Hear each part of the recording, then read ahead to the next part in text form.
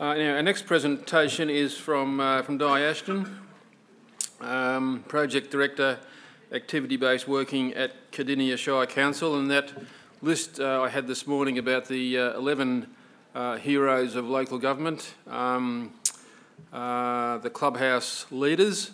Cardinia Council was one of that 11, and probably one of the best things I've ever seen in local government has been what they've done out there at Cardinia Council. They did move into a new office, and that has really revolutionised the way that the council is actually working.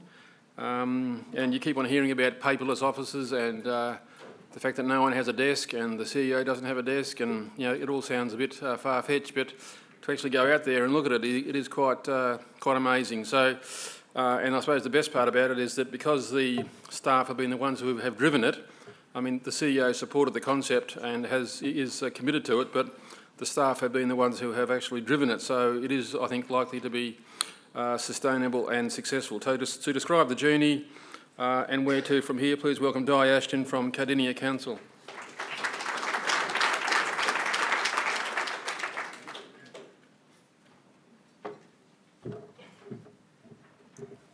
Thanks, John, for that introduction. Good afternoon, everyone.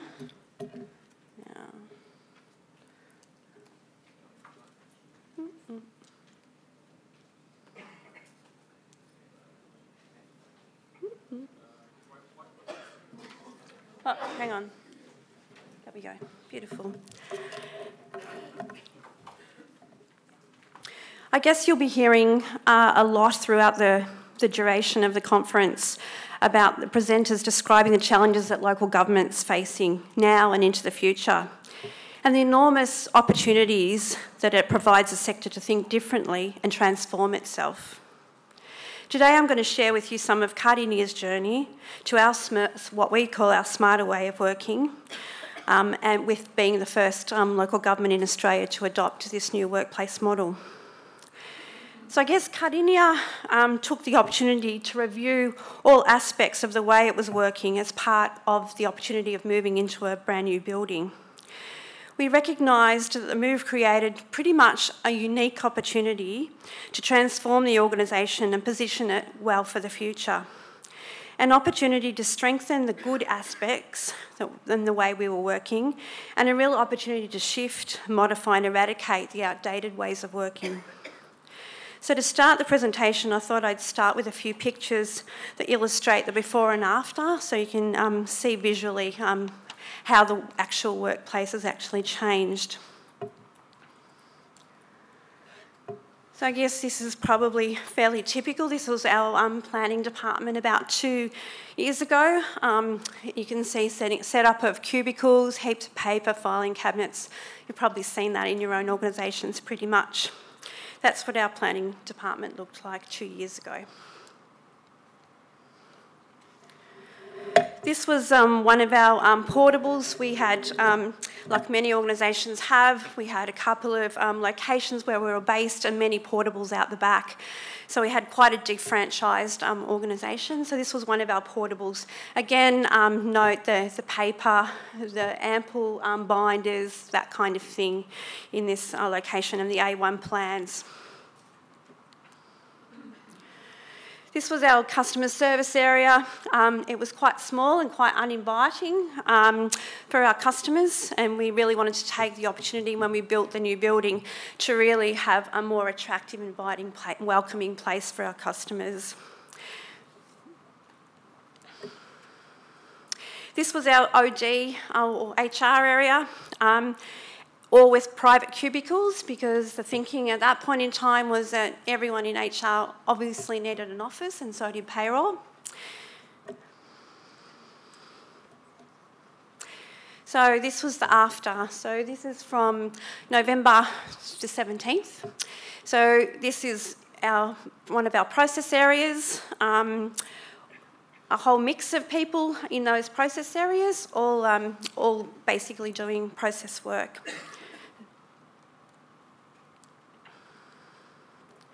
Got a range of work settings. Here it says it's a new way to work depending on what you're doing. So you'll see on the left-hand side there's a small area there to collaborate with a screen. So it might be putting plans up, it might be working on a document together. To the right-hand side, you'll see a whole lot of process areas, so a bit like library cubicles, where you can concentrate. And to the middle of the screen, you'll see a whole lot of different what we call process desks. Very different customer experience from our original offices. And customers can automatically link up to the office, and certainly staff feel a lot more connected to the customers, being a very transparent environment. Got new ways to collaborate, much more friendly, informal spaces to do that work.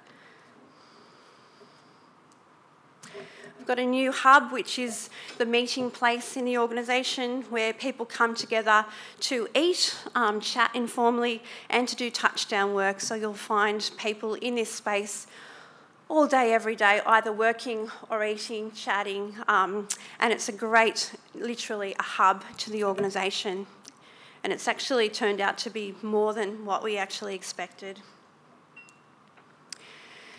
This is a space where project teams can seamlessly come together. In this instance, it's our IT team. We had an issue one day. All the IT guys came together to work through that issue together, and then they kind of went back to their normal work. So it's a spaces that can be really flexibly used by anybody that needs to use them in the organisation. Different types of spaces for teams to come together to meet, to coordinate, to brainstorm. Just in front of this setting, there's actually a great big screen, so you can put your agendas up. You can put your minutes and do them in real time. You can spend time brainstorming, coordinating in those spaces. So that's what our new office looks like. So as I said, we moved in the 17th of November. But I guess the change that I'm going to talk to you about is more than a contemporary new building and far more than funky new work settings. So I'd like to take you back. It's probably about three years ago, a bit more than 3 years ago, where we were going to be moving into new offices. We wanted to create that opportunity. We hadn't been together in indoor staff for 17 years, and that was presenting a lot of problems in terms of silo thinking and a whole range of cultures developing across the organisation. We really, because of our location, which is out in Pakenham, about 60 km southeast of Melbourne, we really needed to make a point of difference. So attraction and retention was another factor in doing what we've done. Really positioning the organisation for the future, and certainly the way the world of work is moving. No doubt the world of work, whether it's in this format or another format, certainly flexibility is going to feature really prominently. There's certainly a lot of evidence based on improved productivity and customer service, and we've already noticed huge increases in those areas, and I'll share some of those stats a bit later in the presentation. This new way of working also aligns well with the work that we've done a lot on our values and really builds and strengthens our culture. What we were trying to see is to create a culture based on trust and empowerment, and we've already done that, which is extremely pleasing. So for us, the reasons why we wanted to do things a bit differently. So our high-level drivers or our aspirations were really wanting to be firstly connected and cohesive as an organisation. As I said before, we were very siloed, based in lots of different areas, and it was really impacting on the way we were doing business. We certainly wanted to be more mobile and dynamic, so really enabled by technology, but being able to work pretty much independent of time and place, so whether it be in the community or from our homes or from the city or from the office, that we were enabled to do so. Looking at that continuous improvement or operational excellence was also important, particularly with some of the challenges the organisation's facing around huge growth. and engagement both with our customers and the community, as well as staff engagement. So in order to do that, we really needed to look at, well, what did we really need to create in the organisation to enable those aspirations? So we found that we needed to really strengthen a lot more the collaboration, not just enabled out by spaces, but it needs to be a change in mindset. So collaboration becomes front of mind rather than something that you're forced to do. Flexibility is really around the adaptability. Developing individuals is really that learning focus and learning from each other and sharing and doing that in optimal and different ways. And as I said before, the foundation of trust as well. So you'll notice whilst a lot of the corporates move this way for financial reasons, we really move this way for cultural reasons, which then in turn has productivity savings and improvements for our community.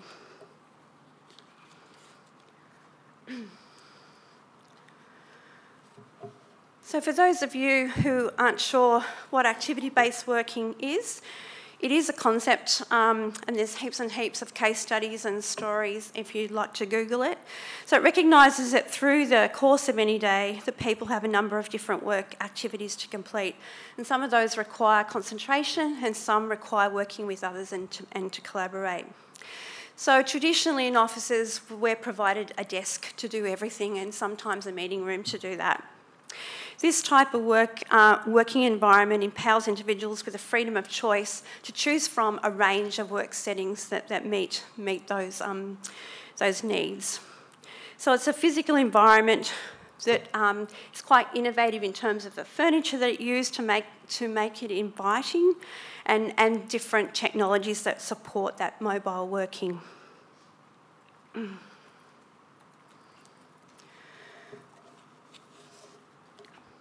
So for us, in terms of the project, as I said before, the four pillars of behaviours that we were trying to strengthen in the organisation, how would that look in terms of from the virtual and the technology that we needed to support that? So for collaborating, our technology needed to enable that intuitive sharing of ideas and knowledge and information.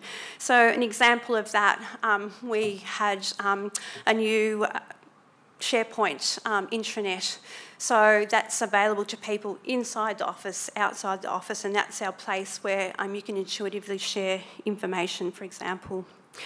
With flexibility, so it doesn't matter if you're at home or in the community or in the office, that the tools that we need to work all work seamlessly. Developing individuals, so it's really around the technology that provides, enables like video conferencing, a link phone system, which is a very flexible phone system, and instant messaging. So I'm really looking at that integrated communications. And trusting the environment, which is really around reliability. The systems have to work, otherwise this whole way of working doesn't work. So in terms of the building, so the physical manifestations, so there needed to be obviously a range of work settings that cater to all of the work that local government does. So a whole range of settings that really help that concentration type work and a whole range of settings that help that collaboration type work. They needed to provide those IT kits, and you will have seen in one of the slides what the IT kit looked like, and they're the same IT kit right across the business. So it doesn't matter whether you're sitting on the first floor or the third floor, you've got the same IT kit. Developing individuals.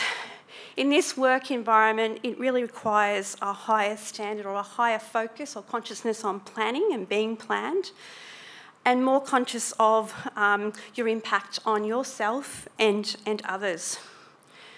So in terms of trust, it is a trusting environment because where the leaders are obviously trusting the staff to make the right decisions in terms of where they're going to work at their best, whether it be in a focus desk on the first floor or whether it be in a process desk on the third floor.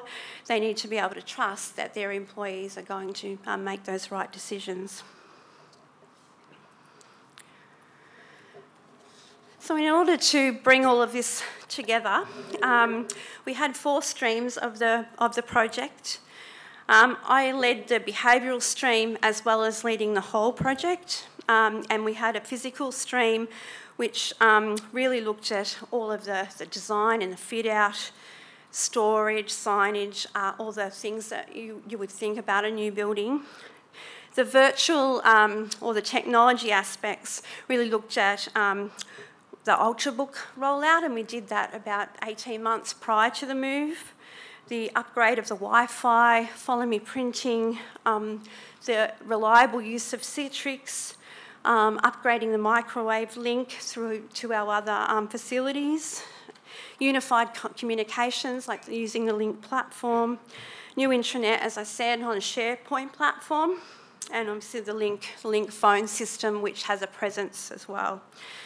So the behavioural aspects that we looked at is overall an overarching change plan, a training plan, from to analysis, which was a really critical part of the work that we needed to do. So where were we? Where did we want to be? And what were those steps, those milestones in between that were really going to make that successful? A lot of coaching, both externally and within the organisation, heaps of team presentations, tools and supports. From paper independence, and it doesn't mean that we don't have paper in our organisation, because we do and we will continue to have some, but we have reduced our paper by 70% since we started this journey. So there was a drive to trim. We used trim and a shutdown of the drives, the local drives. We did a whole lot of work on paper analysis and how it comes into the organisation, how it comes into different units, what happens to it, and really discussing with our customers about how that can come into the organisation digitally, and really doing a lot of process engineering about how all that works. There needed to be some digitisation strategies developed, and a lot of work on digital signatures and development of particularly trapeze software for the planning areas and the engineering areas.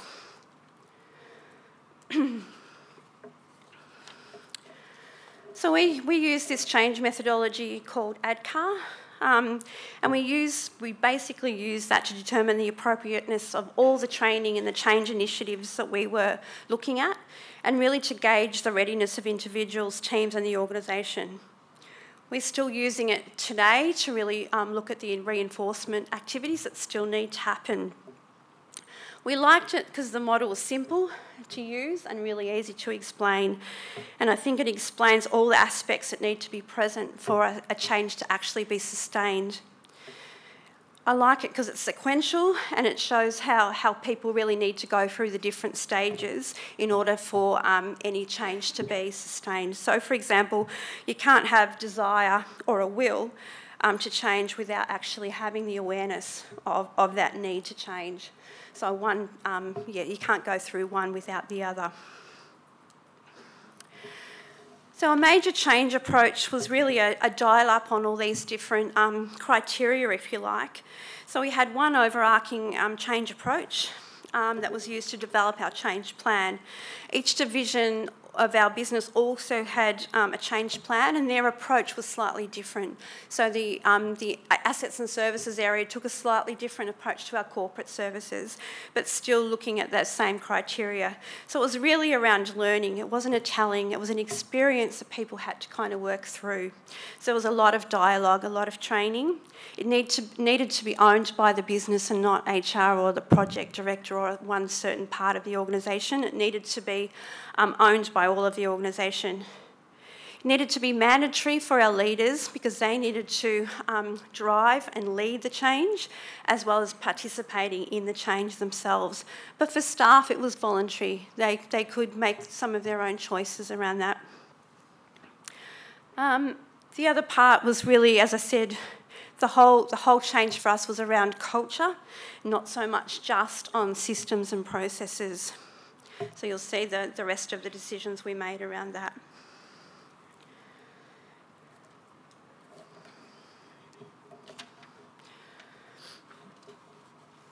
I think one of the key elements of this type of environment is greater, as I said, greater staff empowerment, and leaders really need to lead differently, given that there's no line of direct site management, which you'll all be very familiar with and probably have led in that environment for most of your careers. So leaders now need greater skills in managing and leading change and making decisions in the context of a complex and changing environment where certainly occurs a lot less often, and ambiguity, uncertainty and turbulence are more the norm. Leaders now need to collaborate and co-create solutions and approaches as issues and decisions are a lot more complex than they ever have been. Cultural transformation involves leaders operating in this middle part of the model and need to be really comfortable with holding that tension and tolerating that turbulence, because it is a really rocky ride. And if you're not up for that challenge, then don't embark on it. If we're going to equip our organisations with the capability to lead local government into the future, and then as a sector, we really need to build this new kind of skill. Tolerating and being comfortable with not knowing and uncertainty is really critical. We've all, in the past, got our roles because we were technically competent in our chosen professions, and our decision-making abilities were pretty much based on our skills and our experience. But more and more complex issues are arising that are more ambiguous and less certain and far from agreement, so we need to start and think of different ways of actually approaching that. So in terms of some of the keys to success, looking back over the project, certainly having a visible project sponsor, and John said at the outset, our CEO has been behind it 100% of the way, and he's been a magnificent project sponsor.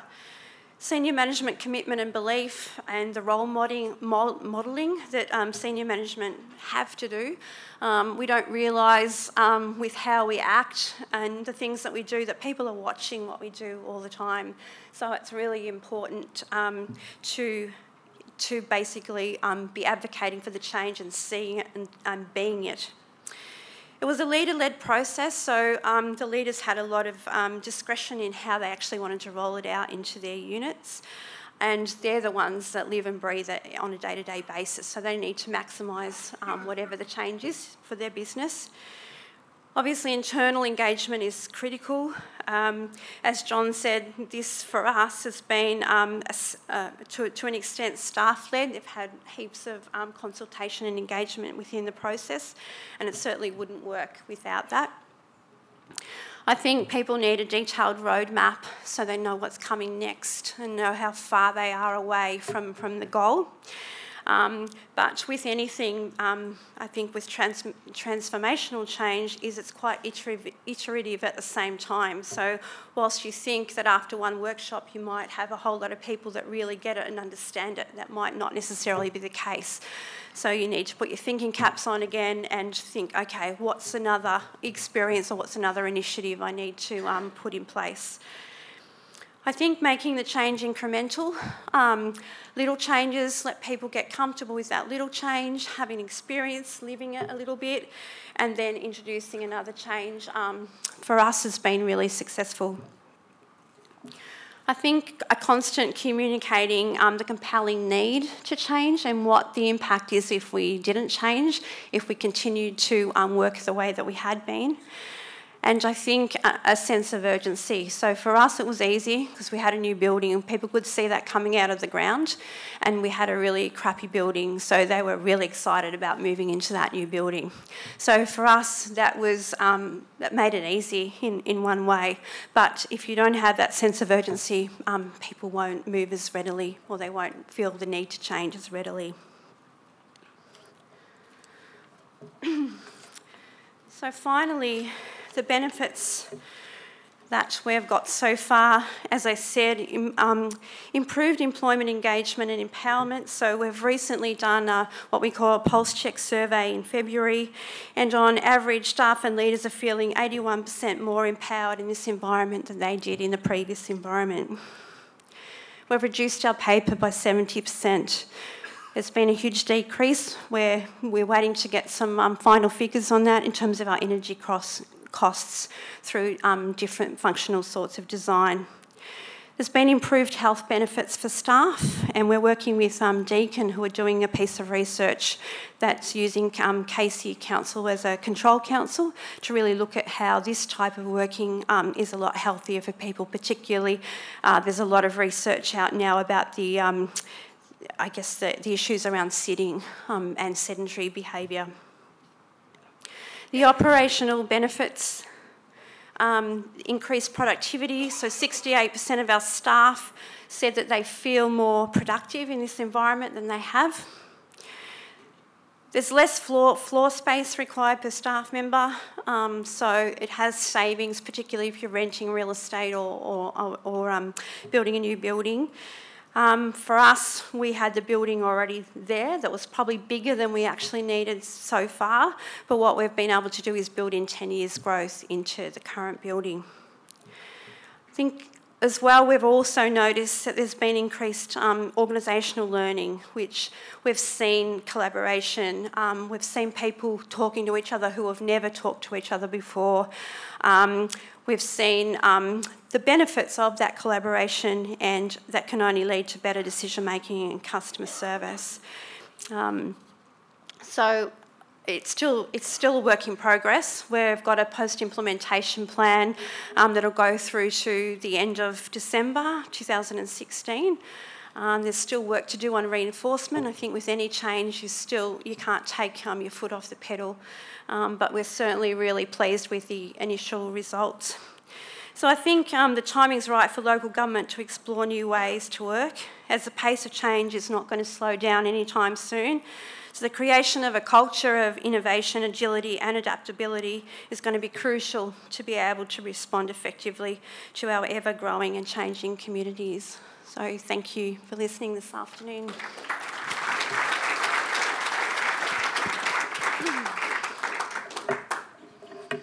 Questions?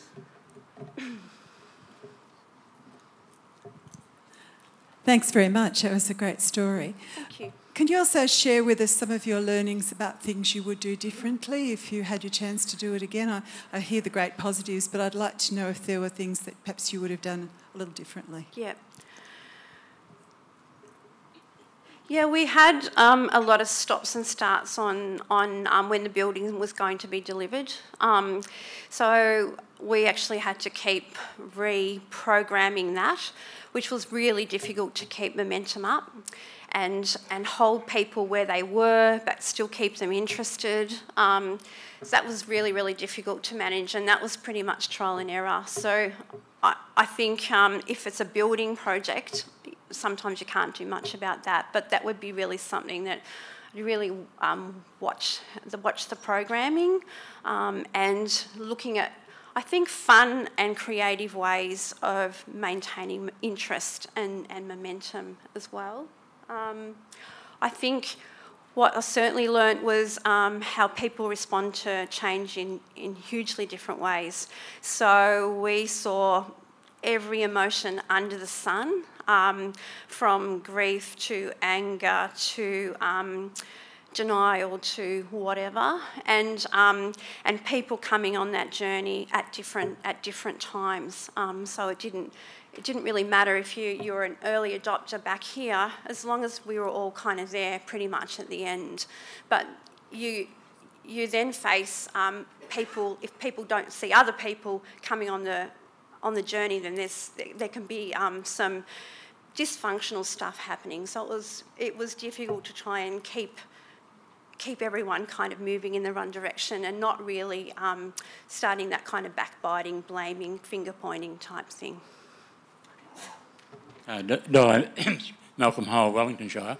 You've just touched on part of what I wanted to ask you in relation to emotions. Yep. But for taking the staff out of their little cubicles and their little safety houses into the new wide open plan, the effect on their emotions, did you have any of them find it hard to adapt, and to the extent that they nearly would need to have somebody come in and psychoanalyse them? And if so, how did you handle it? Mm-hmm. Okay. We had a range of leaders and managers in offices in the previous building. probably 12 months before we moved, the managers actually elected to give up their offices and demonstrate that they actually didn't need them as much as they thought. They actually turned them into meeting rooms. They decided to do that themselves. Sorry, I forgot the other part of your question. Did you have anybody for a start?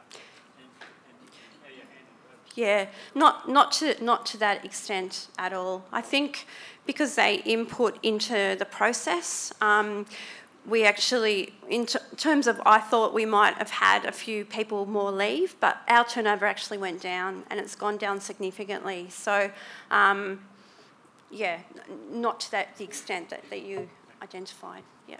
Di, Alan over here, Alan Beard, Redland City Council in Queensland. You must have a very tolerant community, because I have a feeling that in Redlands, if we propose to build a flash new building like that, there'd be quite a bit of pushback from the local community. That's the first part of the question. But the second is, did you relocate somewhere in your CBD or somewhere that value added to the local community? Yeah. Because you must have I just had a quick Google, you're 87,000 people, you're not a huge shire and not a huge budget. So I'm assuming you've got a staff of 300, 400, 500, Yep. which locating them all in one place is going to value add to the CBD or something of that. So I just wondered, did you get any pushback from the community spending what I assume was $10 million plus on a building like that? And Plus, yep. yeah, and did you locate somewhere where you value added to the local community? Yeah. We actually relocated from Pakenham to Officer, and Officer's pretty much a greenfield site. So we pretty much located there to activate that new activities centre. And Officer, the population is going to grow from 3,000 to 30,000. So it really needed, I guess, an icon to actually start bringing the development in. So that was one of the reasons why we shifted there. We actually didn't get a lot of backlash from our community. In fact, we ran a community tour day after we'd moved in. We had about 60 people come through, and all of their comments were quite favourable. So we actually didn't, we expected it, but we actually didn't get it. Thank you. Pete Cleary from the Wellington Shire. This isn't a really deep and meaningful question, but I just have a picture of me sitting at my desk somewhere on the first, second or third floor, and I decide I want to see Mary about something, and Mary's going to be somewhere on the third, second or first floor. How do you fix that problem? And vice versa, Mary decides she wants to see me, Yep. and she has to search the building trying to find me, rather than walk out and say, there I am. Yep.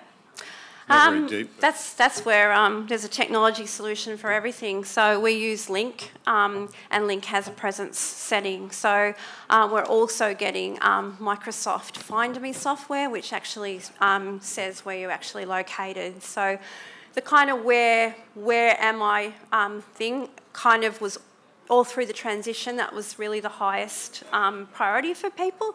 Oh God, how am I going to find people? But now we're actually in it. It's actually not a big problem having Link supporting that. So it's kind of an instant message. Where are you, Mary? I'm on 1A. You get your answer like that, and you go find Mary.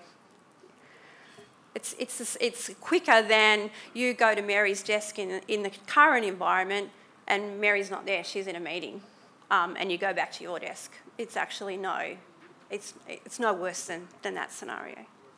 Okay, can we thank Di Ashton, please? Thank you.